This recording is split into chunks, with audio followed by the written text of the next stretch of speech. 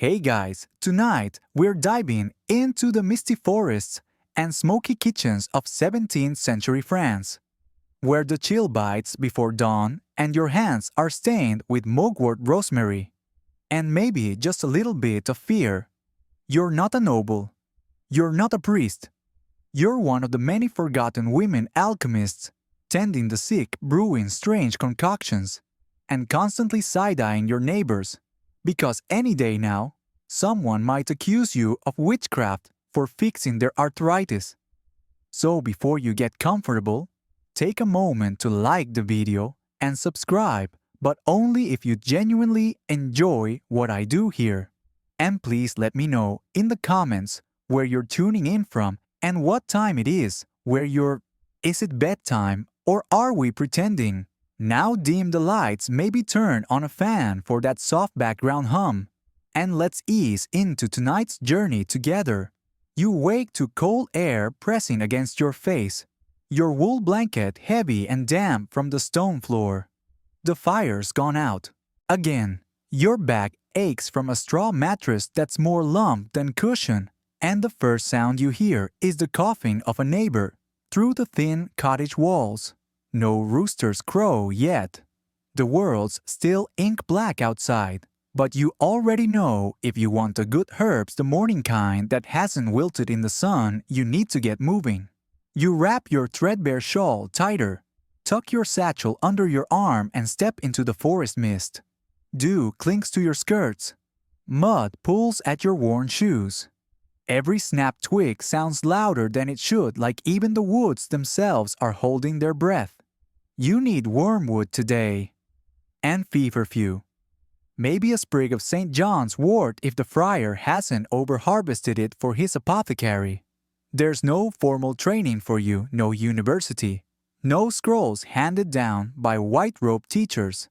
Everything you know came from your grandmother's cracked voice and stained fingers. She taught you which plants burned, which healed, and which ones made men forget their names for an afternoon. Historians still argue whether most of these women learned through oral tradition, or whether some had access to smuggled medical texts, Latin ones sometimes kept hidden behind kitchen panels. Either way, you don't write your recipes down. Not in full, not anymore. It's safer to remember than to record. At the stream's edge, you find what you're looking for. Pale green stalks with jagged leaves, danced just a little in the breeze. You pluck them gently, never too much from one place. Never enough to be noticed. Just enough to treat Madame Colette's fevers. And maybe that rash the butcher's boy won't talk about. As you crouch there, the sun barely rising, a fox darts past. You freeze. There's always something watching out here, beasts, bandits, or worse men, with church authority and too much time. You head back with your sack fuller than expected, and your breath fogging in the air. The town is still mostly asleep save for a chimney or two, exhaling wood smoke into the dull sky. Your hands sting from the cold. Under your nails a little dirt and dried resin. You don't notice. You never do. This is just your morning. Inside the fire stubborn, but you coax it to life with the same patience you use to steep elderberry and vinegar for a tonic. Your tools are humble. A copper kettle with a dent, a ceramic bowl that's cracked but still loyal, and a wooden spoon that's seen more potions than porridge. You hang the kettle just above the flame. Water simmers. The first scent that fills the air is mint sharp and clearing, and then the deeper, more dangerous smells. Wormwood, rue, a hint of valerian, the kind that makes sleep come quicker. You've got a patient coming today. Madame Rousseau. She always arrives flustered, clutching her chest, like she's being chased by invisible spirits. Anxiety, you think. But you don't say that word aloud. Not here. Not in this century. Instead, you'll hand her a vial that smells faintly like wet hay and old lavender. Tell her it'll ease her breath, calm down her dreams. Maybe throw in a prayer depending on how pious she's feeling that week. You do believe in the healing power of plants. You've seen it work. Fever-broken children, rashes soothed into silence. But you also believe in presentation, in giving the remedy a little ceremony, a clean cloth, a careful label, a flicker of a smile. The fire pops and you drop in a twist of yarrow. It sizzles briefly, releasing a scent that's half barnyard, half meadow. You know how this looks. A woman alone, brewing strange things in secret gathering plants that others call weeds. You've been warned. But the villagers keep coming. And so, you keep brewing. And for now, the church bell hasn't told your name. Yet. You wipe your hands on your apron, it's stained beyond saving at this point, and glance around your kitchen. Though calling it a kitchen is generous. It's more of a multi-purpose room where you sleep, work, cook, treat the sick, and try not to let the damp rot crawl up the walls faster than your remedies can hold it back. The heart is the heart of everything. By day, you bake bread and boil porridge over it. By night, it's your lab, your crucible, your cauldron space, a place where soup and science blur. To an outsider, your little room is domestic, harmless. But look closer. See the jars crammed on the top shelf. They're filled with things that would make a parish priest sweat-dried mandrake root bits of charred bone, and a slim bottle labeled oil of vitriol, which you didn't buy at the market. That one came from a friend of a friend, an herbalist who swears it cures gout, though it also burned a hole through her last mixing spoon. There's a cluster of mortars and pestles near the hearth, and in the corner a copper basin you only use for steeping a nightshade. You've etched small runes under its rim, mostly decorative, but they help you remember dosages. A child might think you're making soup. A watchman might think you're making poison. And sometimes even you aren't entirely sure which it'll be until it's finished. Historians still argue whether women like you were true alchemists, scientists in disguise, or clever mimics who used folk medicine and superstition to keep themselves fed. Honestly, it doesn't matter. You know what works, and so do your patients.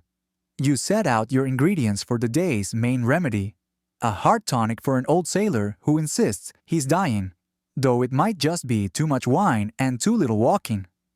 You'll use motherwort lemon balm and a touch of brandy for courage. While the leaves steep, you check your other mixtures. A syrup thick with mulberry and cloves currently fermenting under a cloth. A poultice of crushed comfrey and goose fat waiting to be smeared on a farmer's infected leg. And a wax-sealed jar of honey blackened with crushed walnut shells because someone somewhere believes it can reverse baldness. It won't, but if he believes it will, that might be enough. There's a knock on the door. Not the usual 3-tap rhythm from your regulars. No, this one's firm. Official. You pause, ladle in hand. You don't answer right away. Instead, you slide the boiling tonic off the heat, cover the crucible, and quickly toss a cloth over your more suspicious-looking herbs. The little bottle of mercury tincture gets shoved into the flour bin, just in case. You open the door just enough to peek out. A boy stands there, no older than 12. Wind-chapped cheeks. Cap in hand. He looks nervous. Mama says, "Can you come?" Papa's coughing up black. You nod and say you'll pack a satchel. No questions. No judgment. Just your usual routine. Sling your pouch over your shoulder, grab your linen wrap, and pocket a few pine tar drops. He's already halfway down the path before you shut the door behind you. The boy's house is only a few streets away, but you can feel the stairs. Even now, curtains parting eyes, squinting. You're not popular, but you are necessary. Like a butcher or a gravedigger. Nobody thanks you. But nobody dares to get rid of you either. Inside their home, the air is sour. The man wheezes from the bed, and the black on his lips tells you it's too late for most cures. You kneel anyway, rub camphor onto his chest, whisper instructions to the mother about steam and ginger, and leave a small packet of dried horehound and licorice root. Back in your kitchen, you drop your satchel and sink into the stool near the fire. You barely notice your dinner is cold. Again.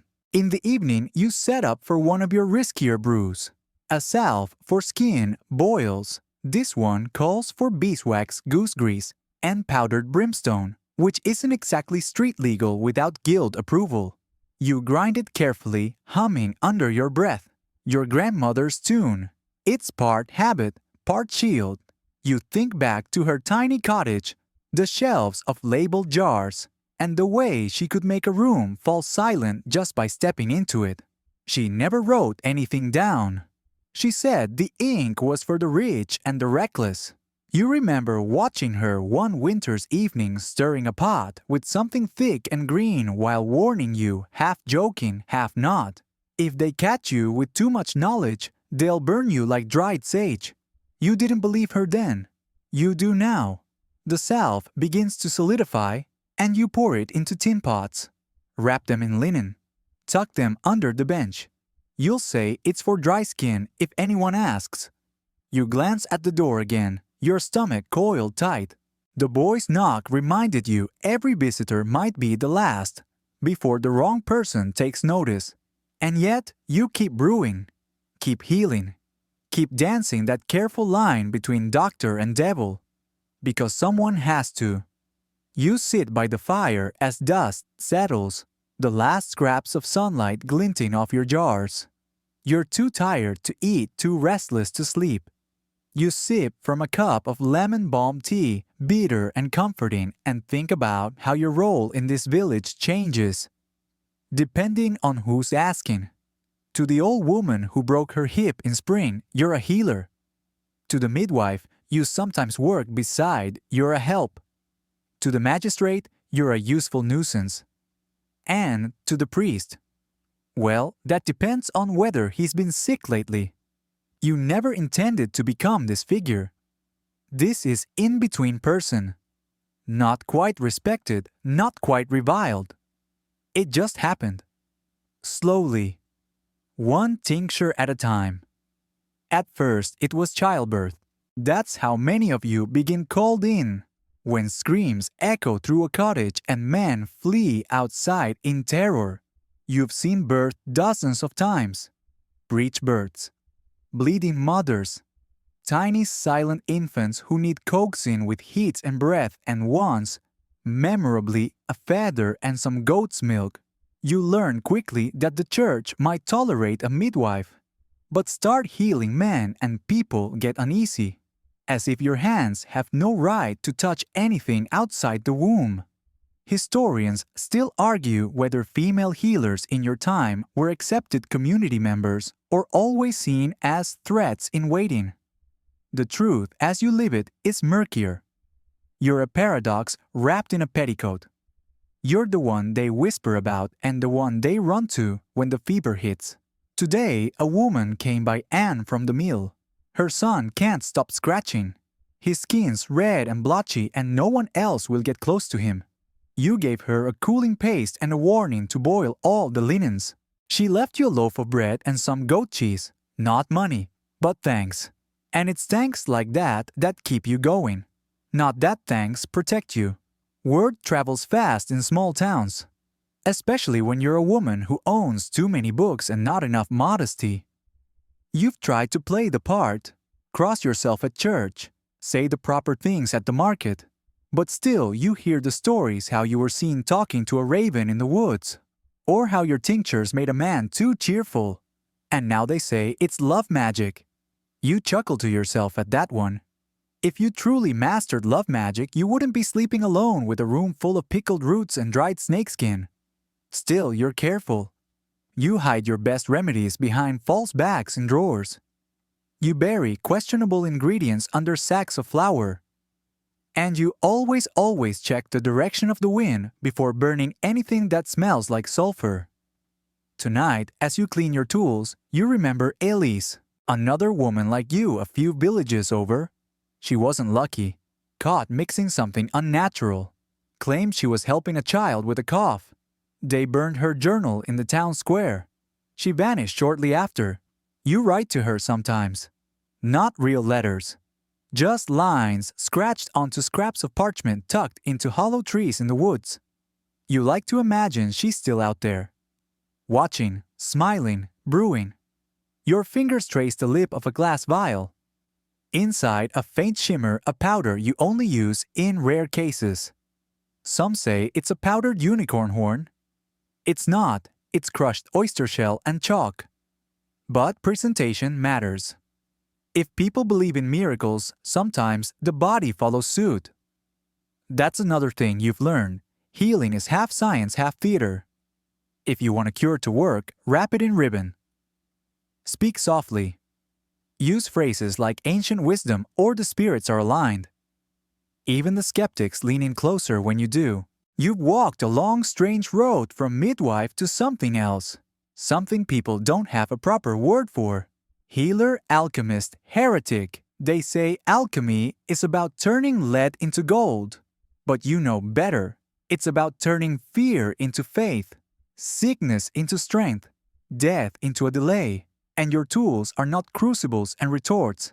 They're kitchen knives, wooden spoons, bits of beeswax, bundles of herbs tied with old string.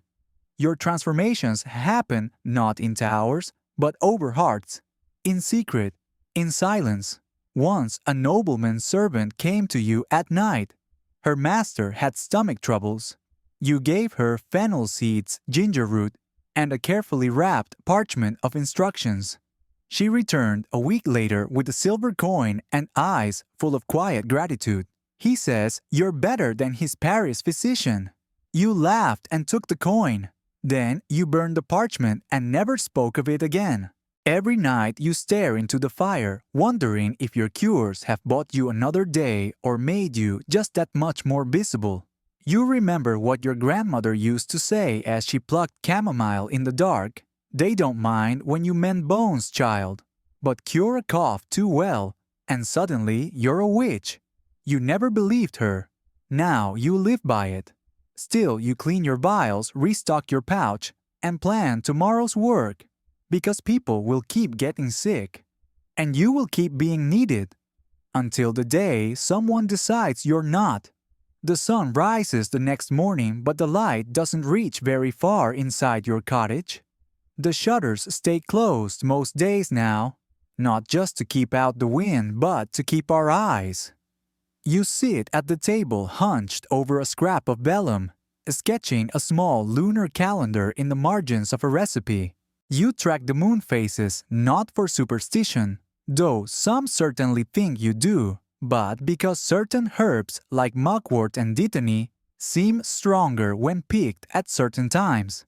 That's the funny thing about this work. Half of it looks like magic, but most of it is timing, observation, and muscle memory.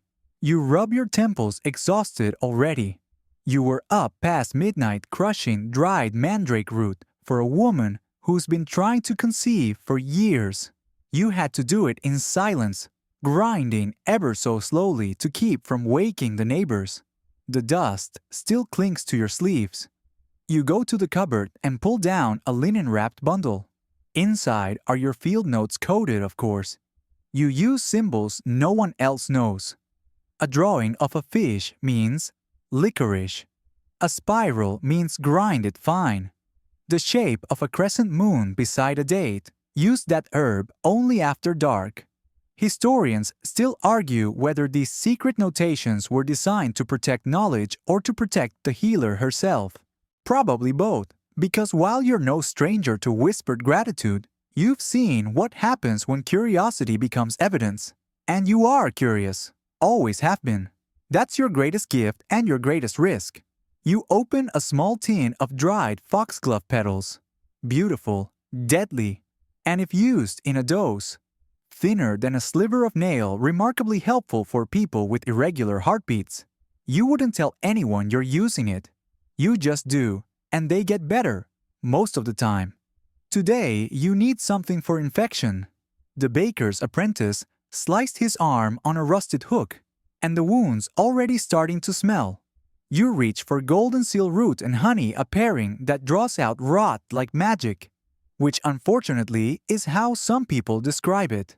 You mash it into a thick paste, humming softly, and glance at the candles you've left half-burned on the mantel. Beeswax, handmade.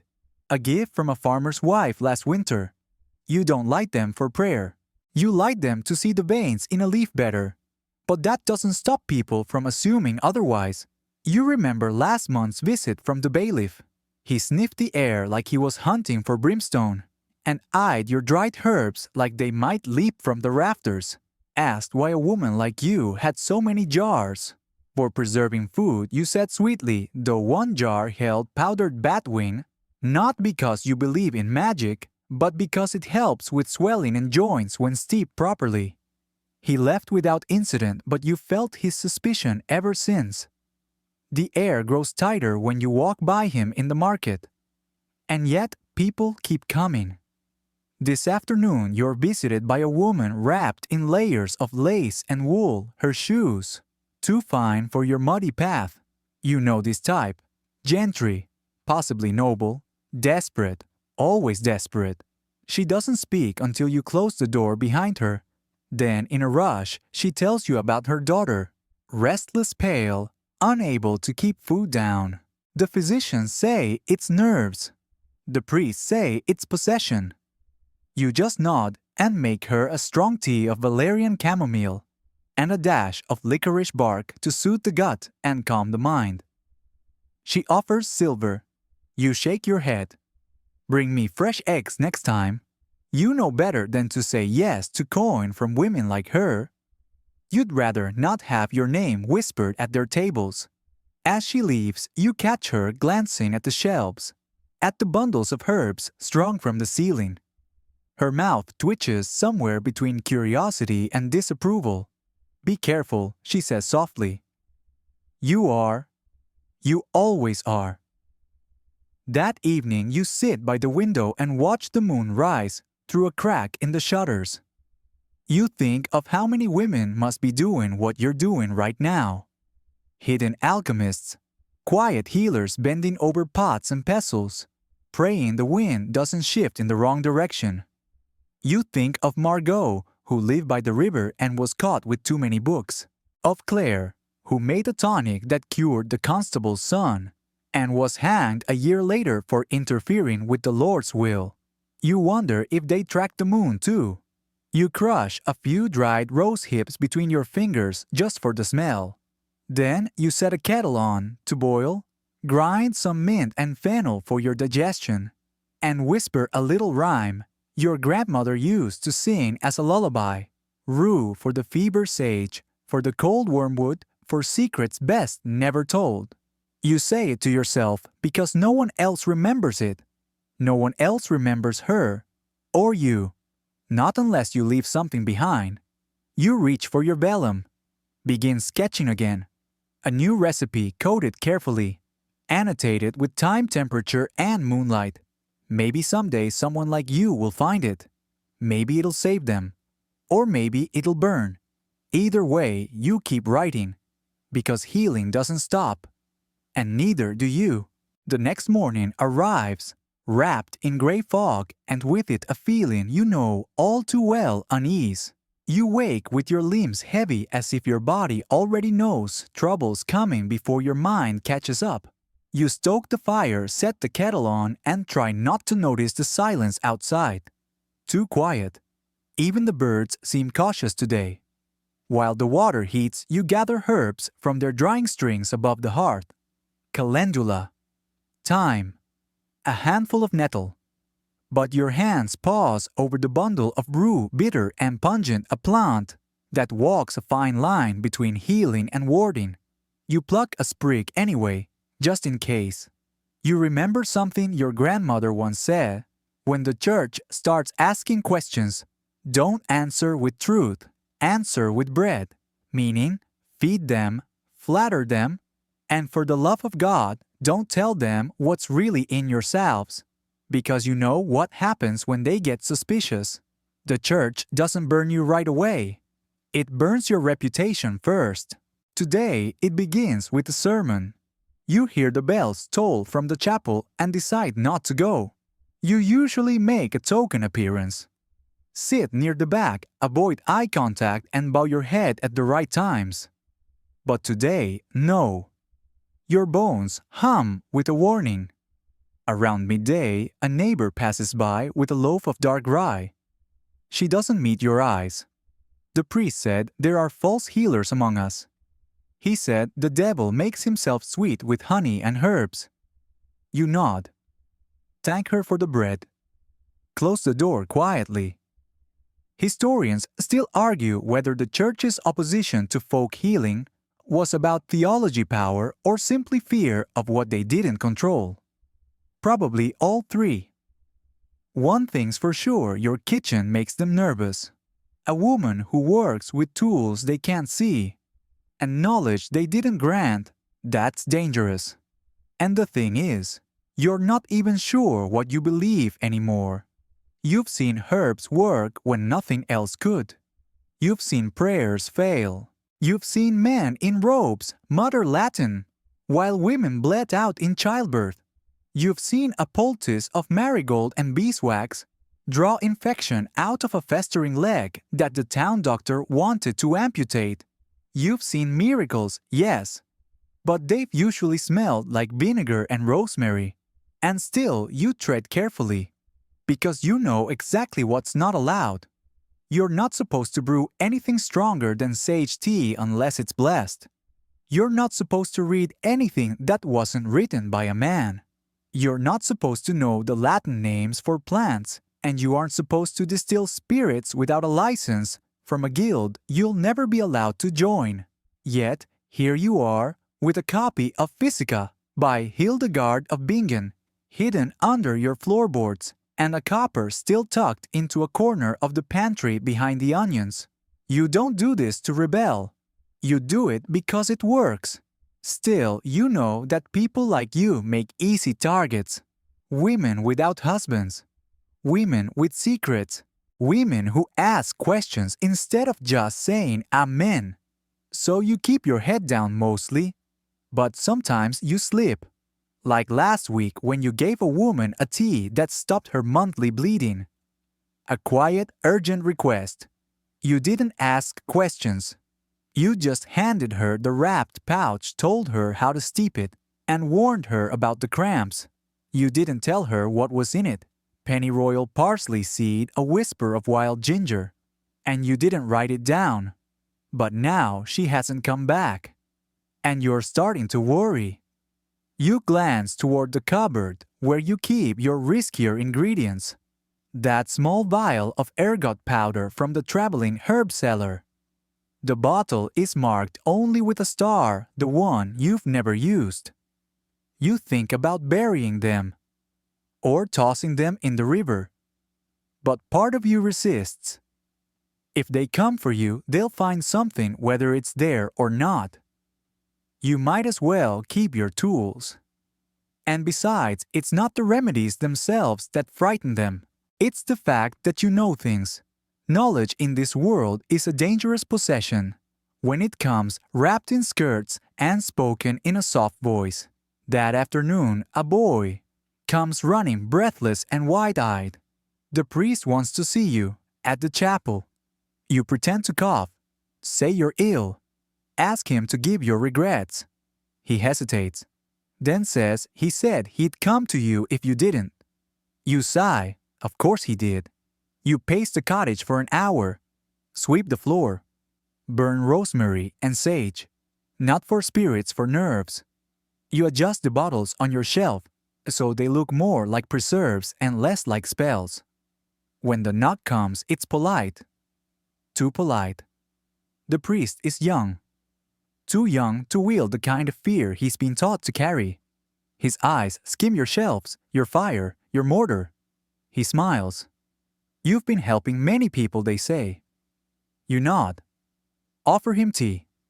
He declines. He doesn't accuse. Not yet. But his words are barbed with implication.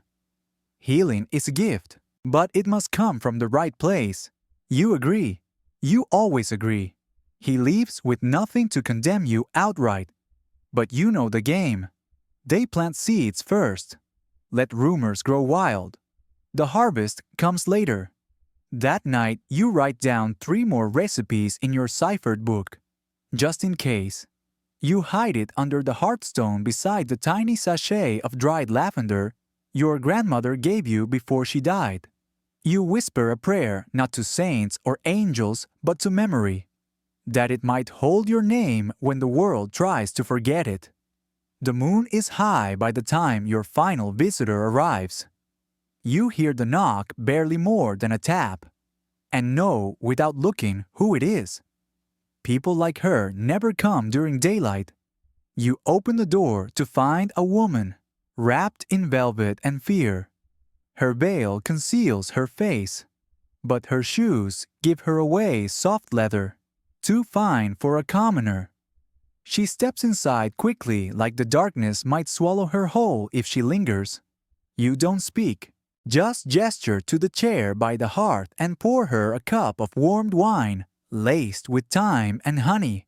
She sips it in silence, hands trembling. Eventually she whispers, "It's my husband." You wait. You've heard every version of this story before. Bruises hidden beneath lace, sharp words behind locked doors, shame disguised as obedience. She speaks in careful fragments. Pain, fear, a fall that wasn't a fall. He says, "I make him sick." She mutters and laughs bitterly. "Maybe I should." You nod once. Then you reach for a drawer under the work table and pull out a small pouch. Inside, ground valerian dried passion flower poppy extract. Enough to make sleep come quickly deeply, but not forever. Not unless she chooses to keep going. You don't ask what she'll do with it. You simply say, "Steep only a pinch in wine." Too much and it's dangerous. A bead. You understand. She nods. Leaves the pouch untouched on the table for a long time. Then she tucks it into her bodice and rises. "No one must know I came here." You smile gently. No one ever does. She vanishes into the night like a ghost dressed up for court. Historians still argue whether women like you were healers, poisoners, or simply the only ones who ever listened. The line between aid and harm was razor thin, and women have always had to balance it on bare feet. You sit by the fire, the wine now bitter in your mouth. You know this role's secret keeper, silent witness. You've played it for years. Women come to you when their options have run out, when their pain no longer fits inside a prayer. And while the men of the village clutch their chests and speak of honor, it's your table that bears the truth. Outside, the wind picks up, rattling the herbs strung above your head. Lavender sways beside wormwood. Sage brushes against yarrow. A few dried sprigs fall, scattering across the floor like brittle confessions. You bend to gather them, and your hand brushes the floorboard that hides your most dangerous concoctions. You pause. Consider how much you've already risked, how many secrets you've carried, and then you smile just a little. Because despite the fear, the scrutiny, the whispers, people still come. Later that week, it's a merchant's son with a red oozing wound. He's tried everything he says, saltwater ash, even a prayer spoken backward. You listen, then mix him a poultice of boiled plantain, raw honey and wine vinegar. He flinches at the smell, but not the results. He returns 3 days later, beaming. It's healing. No coin this time, just a carved comb. "For your hair," he says sheepishly. You thank him, though you rarely wear your hair loose these days. It's safer to look plain. A few days after that, it's the miller's wife, desperate for help with a baby who won't stop crying. You rock the child, gently murmur old lullabies, and slip a drop of fennel and dill water between his lips. He settles like a spell has been cast, though it's nothing more than careful brewing. "I don't know what we'd do without you," the woman whispers. "You know, you've seen what happens when there's no one left to answer the knock in the night. But you just say he'll sleep now. You both should. Your little home, plain and weathered, is a hub of silent pilgrimage. People come not because they believe in miracles, but because they believe in you. Your knowledge, your steadiness, your refusal to look away from pain. The irony isn't lost on you. The church rails against unnatural knowledge, and yet its people seek you out when divine answers fall short. Still, you walk carefully. You speak softly. You document nothing unless necessary. You think of your grandmother again and her whispers in the dark. About the priest who came too many times. About the woman who vanished after curing a noble's illegitimate child. About how knowing too much can turn a cottage into a cell. One day, a young girl arrives, barely 10, mousy, curious, bright-eyed. She stands in your doorway and says, "Mama says you're wicked," but you made her stop coughing. You crouch and smile. And what do you think? She shrugs. "I think you smell like soup." You laugh for the first time in days. She becomes a regular shadow around your doorway, watching, asking questions, helping peel roots. Her mother disapproves, but not loudly. And you start teaching. Quietly, carefully, because maybe someone else should carry the fire when your hands can't anymore. You rise before the sun, again, hands already aching. Winter's creeping closer and the frost clings to your windows like a warning. But today your joints ache not just from cold but from the plan forming in your head. There's a woman due later. A regular, quiet, middle-aged, always brings turnips in trade. But the last time she came, her breath was shallow and rattling. You saw the blotches on her skin. You smelled it, the scent no tonic can hide. Something deeper, something more final. You've seen it before. You think it might be cancer, though no one calls it that here. Just a rotting inside, as the neighbors say, crossing themselves, as if the body were a curse. Today, she wants help with the pain. So you prepare the strongest tincture in your possession, a mixture passed down in whispers and folded scraps. Poppy willow bark meadowsweet, and the smallest pinch of something not entirely legal, a distillate made from soaked henbane seeds. It won't cure her, but it will help her sleep. You bottle it in blue glass, no label. Just a piece of thread, knotted 3 times to mark the dosage. You place it in the drawer, knowing she'll take it with eyes that don't ask permission. Then you turn to your shelves for something lighter, an old request you've neglected, a love charm. You hesitate. It's not that you don't believe in love. You just don't believe in spells for it. Still, people ask. So you give them sachets filled with rose petals, cinnamon and crushed apple seeds. Nothing dangerous. Just symbols. Placebos with perfume. This one's for a young seamstress trying to catch the attention of the butcher's apprentice. You'll throw in a strand of red thread for flair. She'll believe it's enchanted. That belief may be all it takes. Historians still debate how many alchemists believed their creations. Did they think they wielded real power? Or did they simply understand something subtler? That hope, belief, and ritual itself could change the body. You don't need to decide. You just stir the petals into a pouch and tie it shut with steady fingers. Next, you prepare your market kit, a basket with jars of elderberry syrup, wrapped beeswax candles, sachets of moth-repelling herbs, and 1 or 2 more curious items for those who like a mystery. The market is your tightrope. Walk it with charm, and you're seen as useful. A misstep, and the whispers begin. You arrive mid-morning, the square already buzzing with carts and geese and gossip. You set up near the baker, close enough to borrow his heat, far enough that the priest's nephew doesn't glare too openly. People drift past, eyeing your jars. Some nod. Others wrinkle their noses like your rosemary is sin incarnate. Then comes a small rush, mothers buying herbs for teething old men with gout, asking for your syrup, a shy boy wanting something for nerves. You speak softly and answer with a smile. Your hands never stop moving. Then you spot her. The one you'd hoped never to see again, Claire Dupin. Once a fellow herbalist. Now the mayor's wife. She used to swap root cutting with you long ago, before her marriage, before she decided it was better to climb the ladder than hold it steady for the rest of you. She pauses by your table, fingers, grazing a vial of mint oil. Still playing doctor, she asks, voice like a blade. You smile, still pretending not to. She narrows her eyes. You do well to remember who's watching. And then she walks away, trailing a perfume and warnings behind her.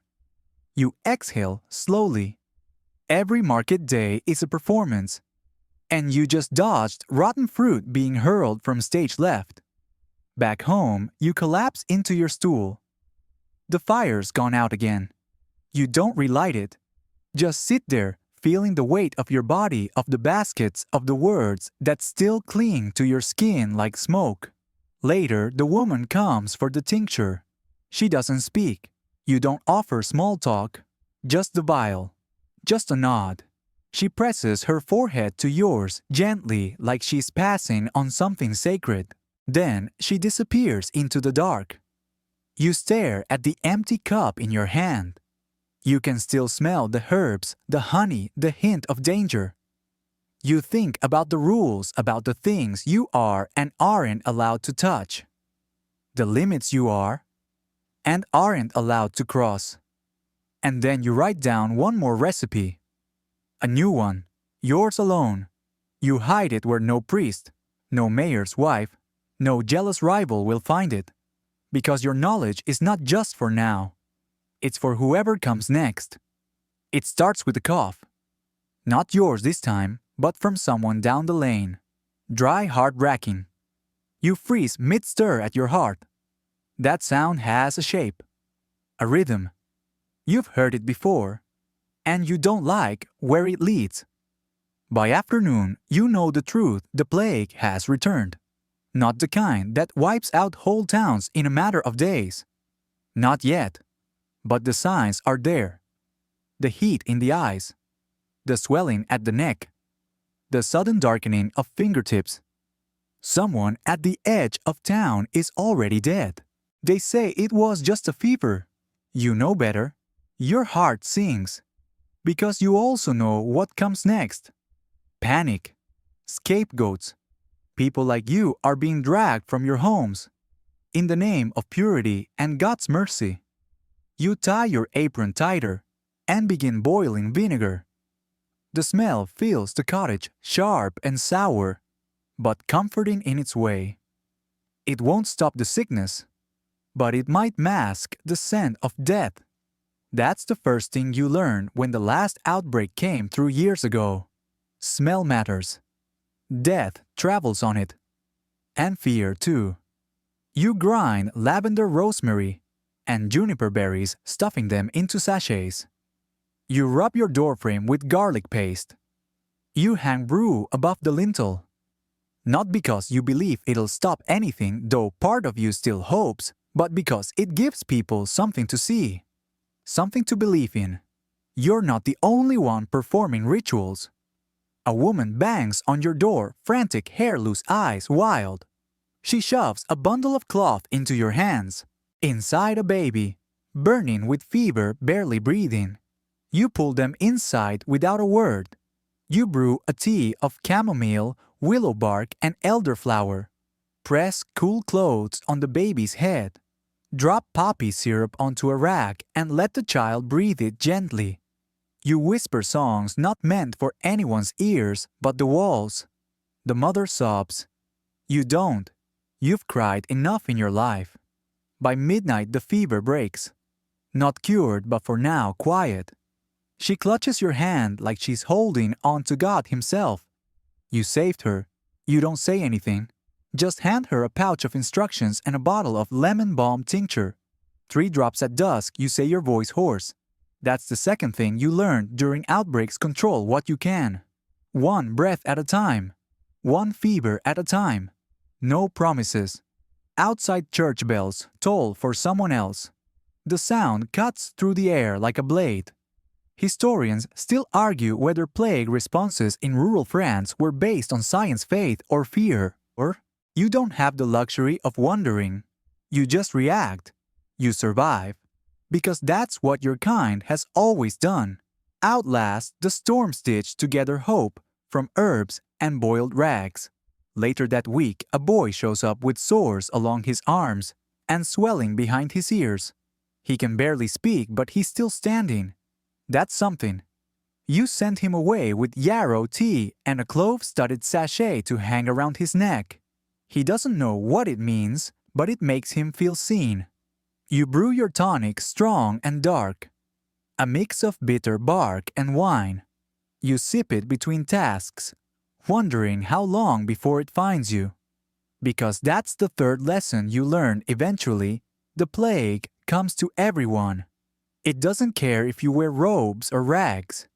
It doesn't matter how many prayers you whisper or herbs you boil. It comes, and it leaves silence behind. But that doesn't mean you stop.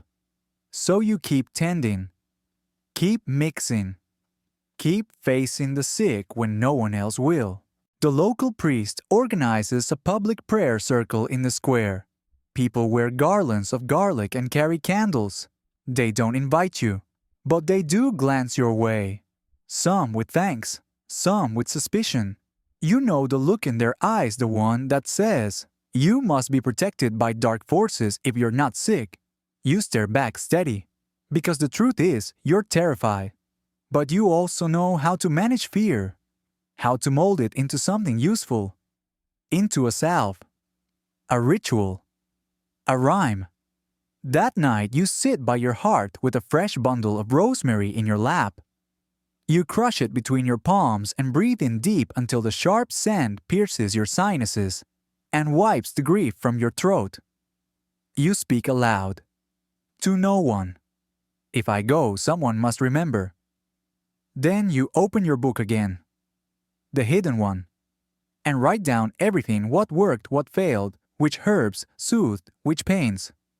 You sketch the baby's rash, the boy's glands, the exact sound of the cough.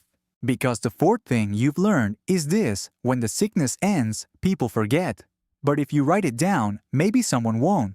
Maybe some girl years from now will find your notes in a crumbling drawer and say, "Ah, so this is how she did it." You place a new sprig of rue above the doorway. Not for protection, for memory. The plague doesn't last forever. Nothing ever does. A month later, the bells fall silent. The coughing fades. Doors start to open again. People return to the market with tighter voices and thinner frames. Life resumes, but never quite the same. You survived, again. But something's shifted. Now, when you walk through town, people glance at you longer. Some nod respectfully, yes, but more cross themselves. A few steps aside, like you might be contagious, not with illness, but with something worse, knowledge. It's the way they talk now that tells you everything. Her remedies work too well. She never once took ill, not even when the priest's maid died.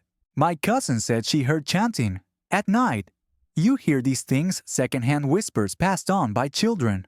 Or drunk men at your door. They no longer come with bread or thanks. Just suspicion. And it grows. Remember that noble woman? The one with the tincture tucked in her bodice? Well, rumor has it she fell pregnant. Her husband's been away for months. You weren't the only one she visited, but you're the one they talk about. You sit in your cottage with a cup of thyme tea, listening to the fire crackle, thinking about how fragile gratitude is. You try to keep to yourself, but the silence outside your window grows louder each day. And then, on a bitter morning, you hear something worse than silence. Knocking. Loud. Intentional. Measured. Not a patient. Not a friend. Not this early. You open the door to find two men. One from the church. One from the town watch. They don't accuse you outright. No, they're more clever than that. "We've heard troubling things," says the churchman. "His hands are folded but his eyes are sharp. You've been helpful, very helpful. But too much help can stir confusion." You nod. "Wait, don't speak, because anything you say now will be twisted into a confession." The town watchman grunts. "We'll need to inspect your home." "Just a formality." You know what comes next. You step aside. They rifle through your belongings with the delicacy of wolves. Every jar is opened. Every scrap of paper was examined. The book beneath the floorboards, still safe for now. But your copy of Hildegard's Physica, hidden in a hollow bench leg, is found. "Latin," the churchman mutters, frowning. "Where did you learn this, you lie?" "I can't read it. It was my grandmother's." He doesn't believe you. But he doesn't press. Not yet. They take the book. Say it needs to be reviewed. They also take 2 of your vials. One with blue fluid that smells of mint. One with sediment like a ground pearl. You say nothing as they leave. Just stand in your doorway clutching your apron in both hands like it's the only thing holding you upright. Historians still argue whether such visits were random or strategic, part of a slow chokehold on women's knowledge, or just bureaucracy wrapped in superstition. You don't need scholars to tell you. You know. The next day, no one visits. The next week, fewer still. Your fire grows smaller. Your coin pouch lighter. The bread turns stale before it's half eaten. You think of Elise again, the one who vanished. You wonder if she opened her door just as you did. Still, you work. You dry valerian root boil bones for broth and grind mustard seeds for a poultice. You heal yourself with small rituals, washing your hands in rosemary water, combing your hair with the carved comb, touching the sachet of rue every night before bed. And you wait. The churchman returns 2 weeks later. Alone. This time he speaks with honey. No formal charges, but perhaps it's time you take a break from your practice. You meet his eyes. People are still sick. He smiles, not kindly. Then let the physicians tend to them. And with that, he leaves. You sit by your hard fist clenched. You know what this means. You're not formally forbidden. But if you help someone now and they die, it'll be your fault. No question. You look around your little home. The herbs, the books, the carefully labeled jars. They've become evidence. So you make a decision. You begin visiting your patients in secret. After dark. No more market stalls. No more midday tinctures. You move quietly. Soft-footed. Careful. People still come, of course. Through the back doors. With baskets that hide the real payment. But the tone has changed. No one thanks you out loud anymore. No one calls you a healer. Now you're just a woman in the shuttered cottage. And if anything goes wrong, if the wrong person falls ill or worse, you'll be the one they come for. So you prepare. You write everything down neatly this time. You boil it all down to essentials. If they come, if they take you, maybe someone will find it. Maybe someone will understand what you were trying to do. You don't sleep much. You keep a go bag tucked beneath the heart herbs, money a spare dress, your coded book, and still you brew, quietly, carefully, for the few who still dare to ask. Because healing for you isn't just a task, it's resistance. Your hands are stained with elderberry again when it happens. You're just bottling syrup for a local carpenter's coughing wife. Simple work, nothing subversive when the knock comes. Not the slow, cautious tap of a desperate mother. Not the polite shuffle of a noble's maid. This is fists on wood, urgent, ugly. You freeze. You've been expecting it, preparing for it. But no amount of tincture calms the moment it arrives. You open the door, and they're already stepping in 2 guards armed in armored boots trailing mud. Behind them stands the bailiff a little too smug. For a man who wears lace-trimmed sleeves over fists made for signing confessions. By order of the magistrate, he says you are to be taken into custody. You don't protest. That would make things worse. Still you ask on what grounds he lifts a parchment you won't be allowed to touch. Unauthorized practice of medicine. Distribution of unlicensed substances. Possession of restricted texts. You smile bitterly. And which of those saved your son last winter, he doesn't answer. Just nods at the guards. They take your arms not gently. The basket of herbs you were preparing spills to the ground. Lavender and thyme scatter across the stone floor like petals at a wedding where no one showed up. They let you grab a cloak but nothing else. Not your book, not your pouch, not the sachet hidden in your boot that helps with fear. Historians still debate how many of these arrests were politically motivated versus purely moral panics. Some say women like you were easy distractions, useful targets when real problems went unsolved. Others claim it was the books, the jars, the independence that drew fire. You're led through town as eyes peek through shutters. No one speaks, no one steps forward, but you see them faces you've healed children. You've midwife women whose tears you caught in your apron. They look away. That's the thing with healing, it's quiet work. Necessary but never loud enough to defend itself. The jail is colder than your cottage. Just stone and straw. Your cell smells like mold and old regret. They leave you alone for a night, long enough to wonder who accused you. Claire, the priest, maybe even the noblewoman who thanked you with silver, and now calls your potions dangerous.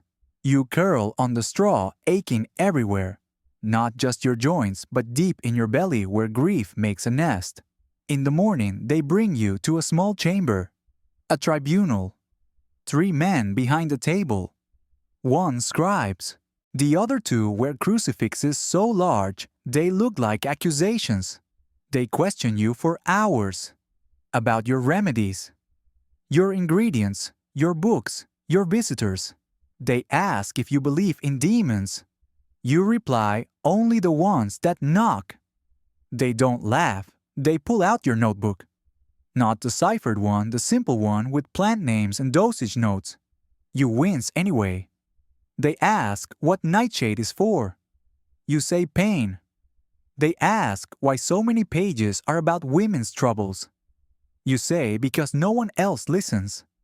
Then they ask the most dangerous question. Do you consider yourself a healer? And you know that the right answer is no. You're supposed to say you're just a helper. That you only boiled what the midwife told you. That you copied from your grandmother without understanding. But instead you say yes. Because you did heal. And because sometimes honesty is the only defiance you have left. That answer seals it. They don't announce a sentence. Not yet. But you hear the footsteps of something worse than punishment process. You're a woman with knowledge. That makes you suspicious. They return you to the cell. Feed you something that tastes like ash. The days. You scratch notes into the straw with your fingernail trying to remember formulas. Trying not to forget yourself. Eventually, a visitor comes. You expect it to be the priest. But it's the young girl, the curious one, with the mouse brown hair and wide eyes. She stands just beyond the bars holding a bundle wrapped in linen. I told Mama I was visiting a friend, she says. Inside the bundle a bit of bread, a tiny bottle of peppermint water, and folded in the hem of her shawl a torn page from your ciphered book. I found it under the heart, she whispers. I didn't think they would. You swallow the lump in your throat. You have to keep learning, you say, pressing the bars. Don't stop, even if I won't, she says. And in her eyes, you see something you didn't expect to find here fire. They drag her away a few minutes later. But not before she tucks the page into her sleeve. You sit in the dark for a long time after that, feeling everything at once. Fear, rage, pride. Because no matter what happens now, you've passed the flame. You wake to shouting. Your straw bed is damp with sweat and the faint echo of a dream, someone pounding on your door, only it's not your door anymore and your home is miles away in memory. You blink into the dim morning light seeping through the jail bars and realize they're calling your name, not to release you. That hope dissolved days ago. It's for questioning. Again, they bring you to a different room this time. Stone walls, low ceiling, and in the center a chair that should never be called a chair. Wood leather straps, too many buckles. You understand immediately. This is the part where they stop pretending. The Inquisitor wears no robe, just a tired expression, and a journal bound in black leather. He's not here to ask if you believe in demons. He's here to make sure you say that you do. You're not on trial for healing, he says. You're here for what's behind it. You don't ask what that means. You already know. They strap you in gently. That's the worst part, how kind they try to look as they do it. Then the questions begin again. They ask about the powders, the bottles, the blue tincture that made a nobleman's cough vanish overnight. They ask about your grandmother. They ask about your dreams. You laugh at that one because your only dream these days is hot tea and dry feet. The Inquisitor doesn't laugh. They tighten the straps. Ask again. You tell them what you've told everyone else: the remedies are plants. The books were notes. The Latin was copied, not understood. Historians still argue whether confessions during these trials were extracted purely by pain or by the threat of it.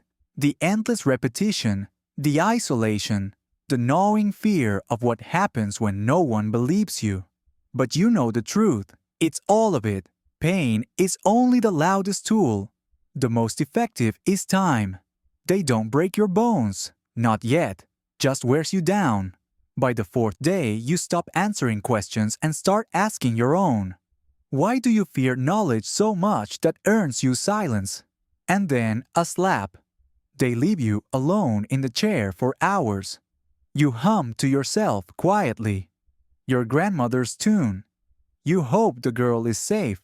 Eventually, a scribe appears, nervous young eyes, darting like a sparrow in a storm. He doesn't look at you as he lays a parchment in front of you. Your confession, pre-written. It says you communed with spirits. It says you brewed love potions to manipulate the innocent. It says you caused illness to force people to seek your cures. It says you renounce it all now and beg forgiveness. You stare at it. It's written in ink, but it may as well be blood. If you sign, they'll let you live. Maybe. Or banish you, more likely. Scarred, silent, erased. If you don't, the chair again. Or worse. You take the quill. Dip it in ink. Then pause. You look up. May I write a note? The scribe hesitates. Only on the back. He slides the parchment toward you. You turn it over and write. The rosemary works best when harvested just after frost. You smile as you write it, because you know it doesn't mean anything to him. But to her, the girl, it might mean everything. You sign the confession after that. In your name. Let them file it. Stamp it. Read it in court. Let them think they won. Later in your cell, you breathe slowly, painfully. Someone brings you broth. You sip it with trembling hands. Your fingers are numb, but your mind is not. You start reciting your recipes aloud, not loudly, just under your breath, over and over. Muscle memory, spell work, survival, calendula for wounds, rue for fever, lavender for calm, fennel for the colicky, names, purposes, combinations. You say them like prayers.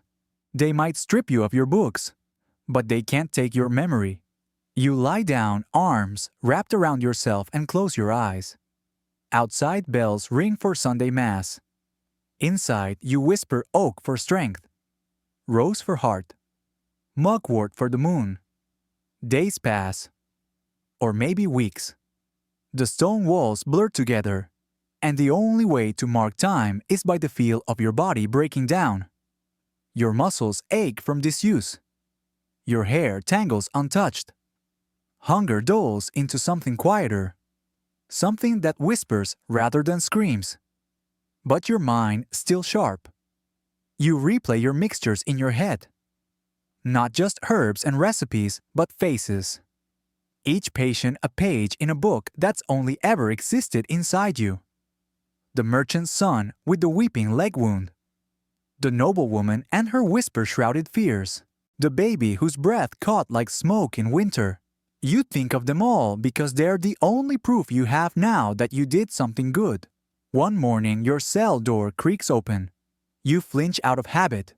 It's not a guard this time. It's a woman. She steps in with a slow, measured calm, as though she belongs here, though she's no prisoner. Her cloak is travel-stained. Her hair was tied back with simple twine, and around her neck something that catches your breath. A bundle of rosemary and rue bound in red thread. She sees your eyes widen and nods. "I found your note," she says quietly. You stare, then smile, the kind that hurts. She kneels beside you and produces a small jar from her satchel. Inside, salve. Pale green, smooth, familiar. Your recipe. Your handwriting even faintly copied on the linen tucked beneath the lid. "I used this on my sister," she says. She's walking again. You want to reach out. Touch her. Confirm she's real. Instead you whisper, "How did you find me?" She shrugs. People still talk. And someone remembered a girl who asked too many questions. She doesn't say the girl's name. She doesn't have to. You feel the weight of it. A lifeline pulled tight across miles. And fear and silence. "I'm not the only one," the woman adds. "There are others. Some in the hills. Some farther south. We trade notes. Recipes. Names." A pause. Yours came up more than once. Historians still argue whether these so-called circles of women ever existed, secret sisterhoods of knowledge that passed quietly beneath the surface of male-dominated science. But you're hearing it now, from a voice that smells like nettle oil and speaks like fire under wool. She presses something into your palm, a folded piece of paper. It crinkles faintly. A map, instructions. "Don't say yes yet," she says, standing. You might not get a second chance. But if you do, be ready. She's gone before the guards return. You tuck the paper into the hem of your shift where they won't find it. That night your dreams are strange. You walk through your garden, but the herbs are taller than trees. Their roots deep as tunnels. Women walk beside you, some you know. Some you've only heard of in stories. A woman with henna-stained hands. Another wearing a crown of fennel and dried chamomile. One holds your ciphered book. Another carries your grandmother's song on her tongue. When you wake, the cell feels different, lighter, like the stone itself is listening. Later that week, you're moved. Not released, just relocated. A different cell, larger, with 2 straw beds. One is already occupied. The woman on the other side sits with her knees drawn up, humming to herself. When she sees you, she blinks like someone waking from a deep nap. "You're the herb witch," she says softly.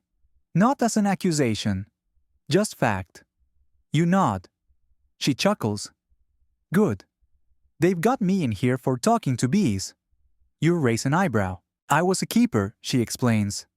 "But the local friar didn't like how the bees followed me everywhere." She extends her hand. "Genevieve," you take it. In her palm, calluses, small burns.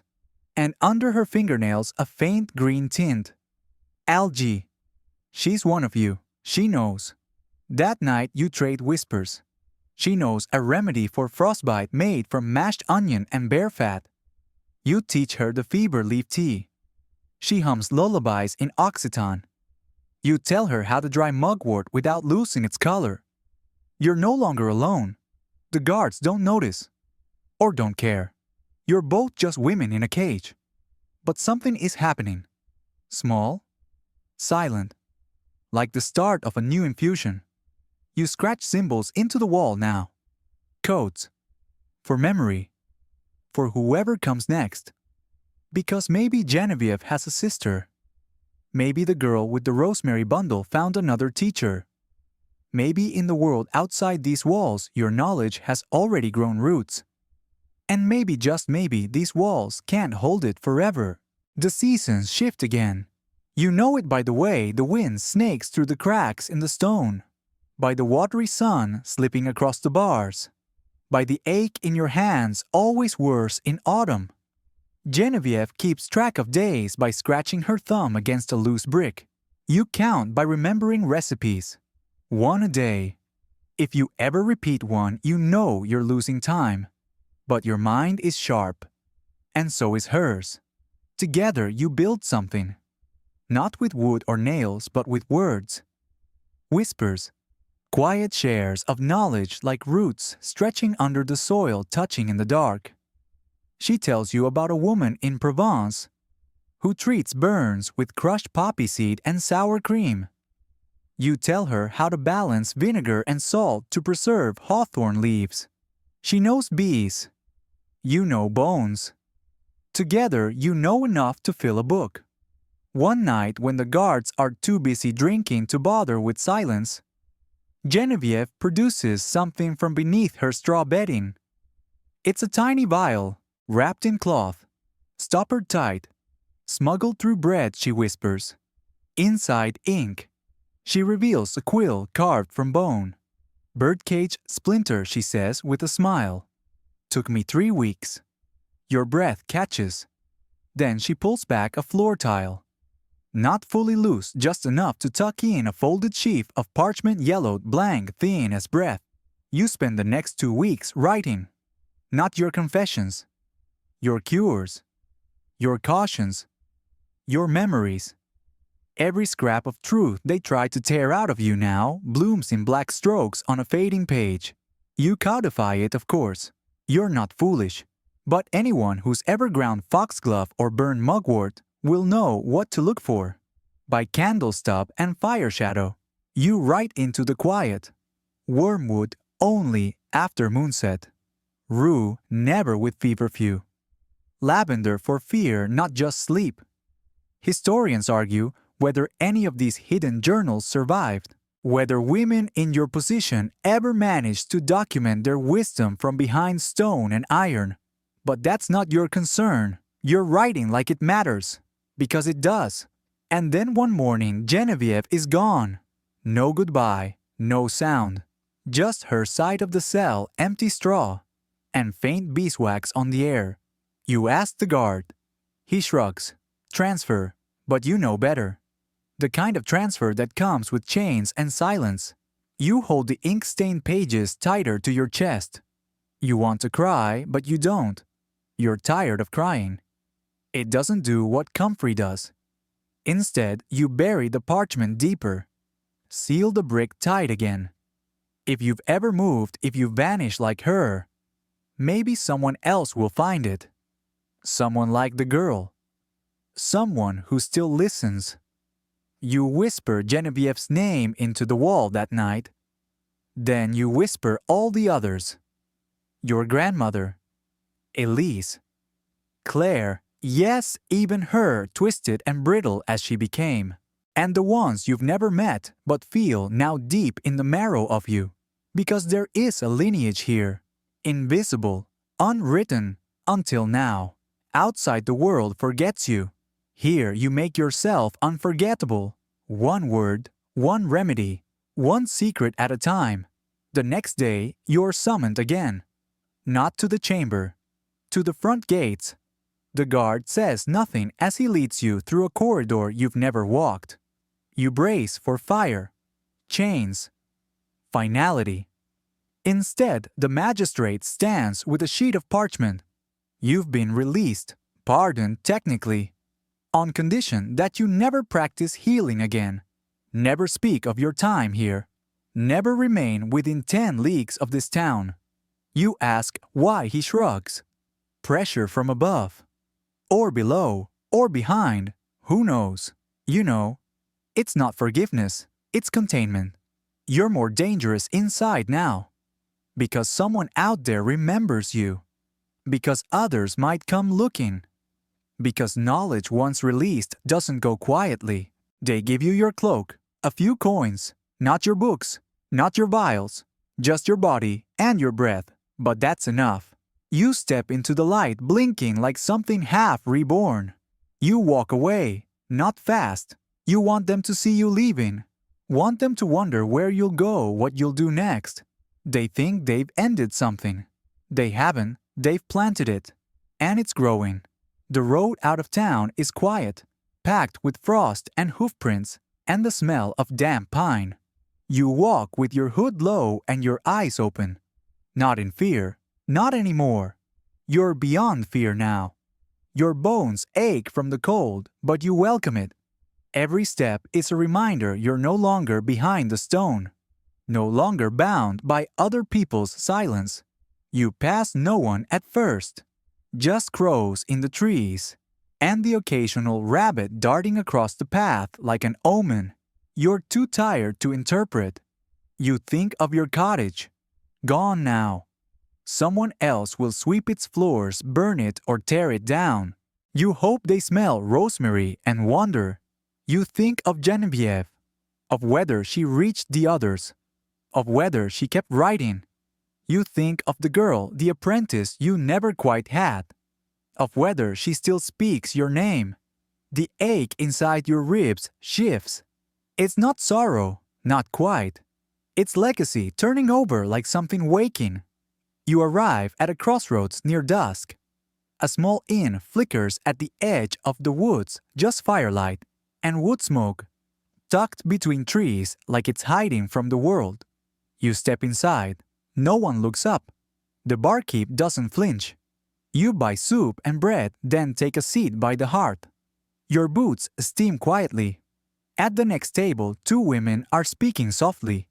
One wears traveling boots and a satchel heavy with dried herbs. The other has ink on her fingers.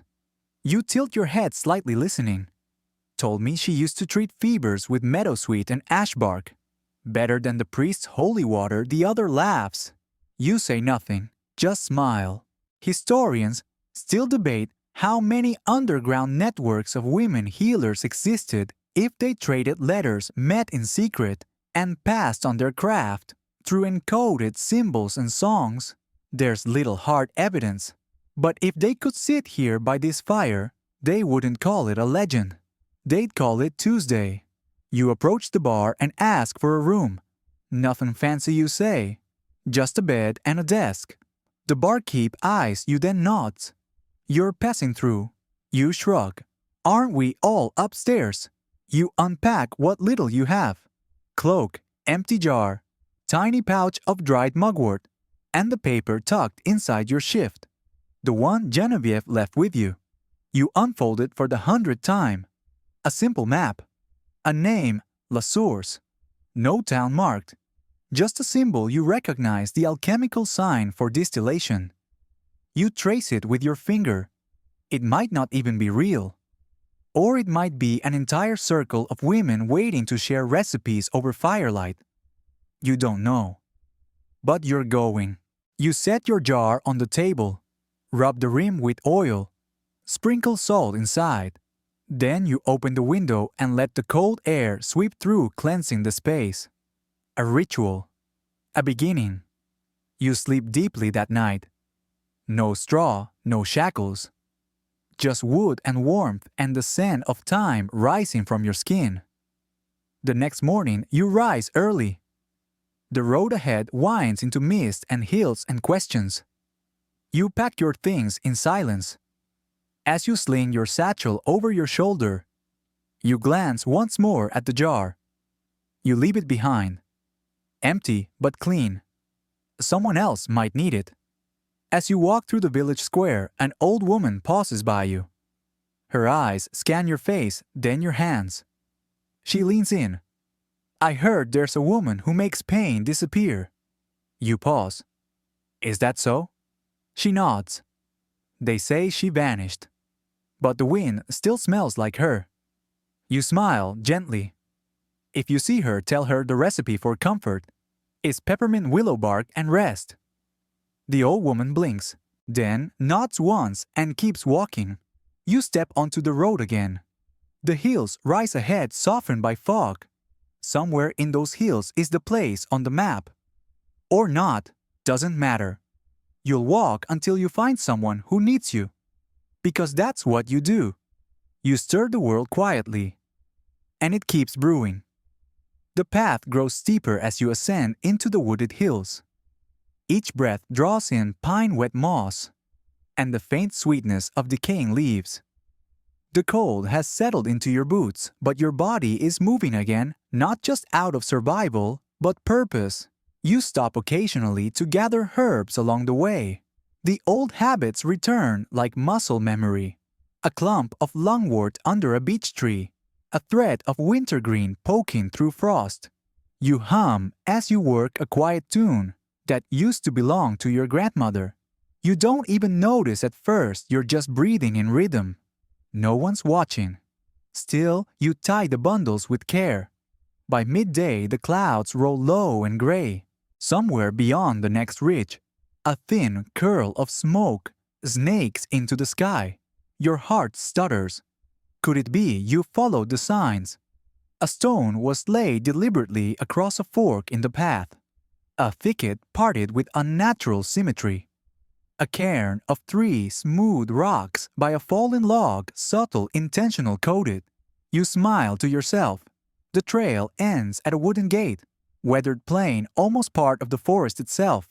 No signs, no guards, just the hush of trees and a latch with an herbal symbol burned into the wood. You knock once. The door creaks open, and standing there is a woman about your age, with hair the color of river clay and hands stained green.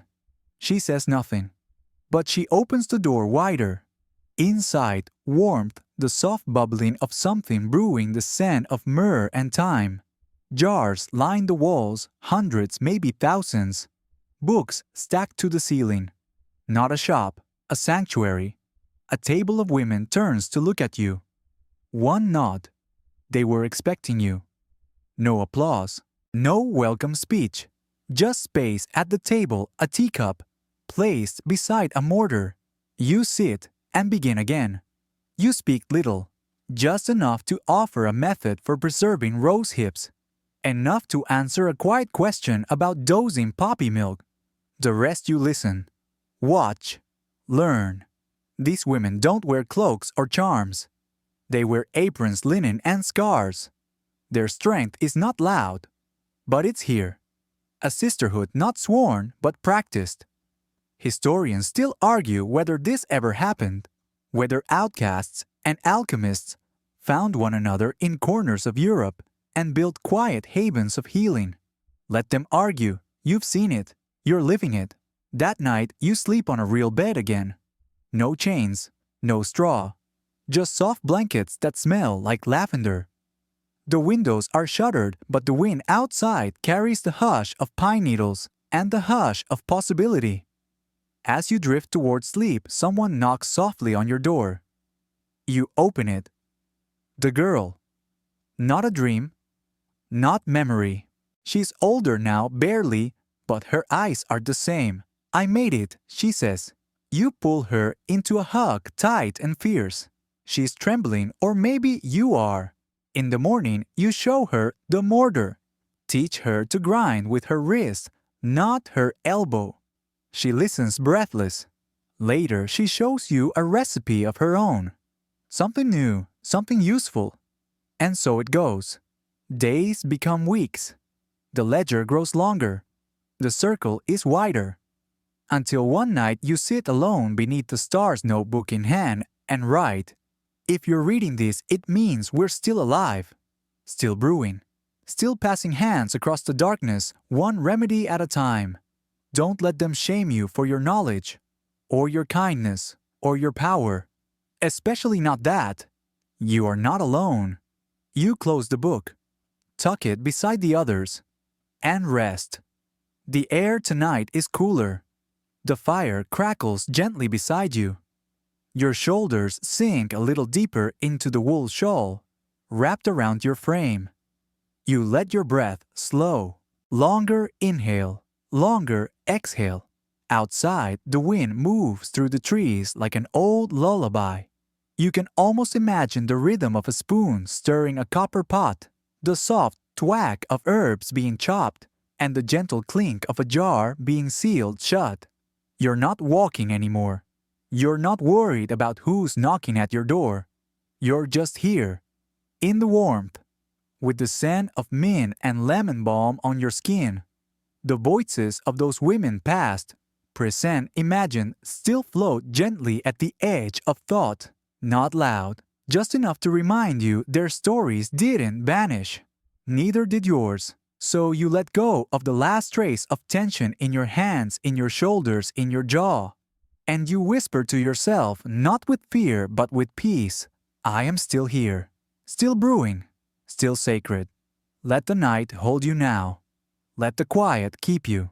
Let sleep take its time, wrapping you in all that is remembered, all that was once hidden, and all that now breathes freely again. Sweet dreams.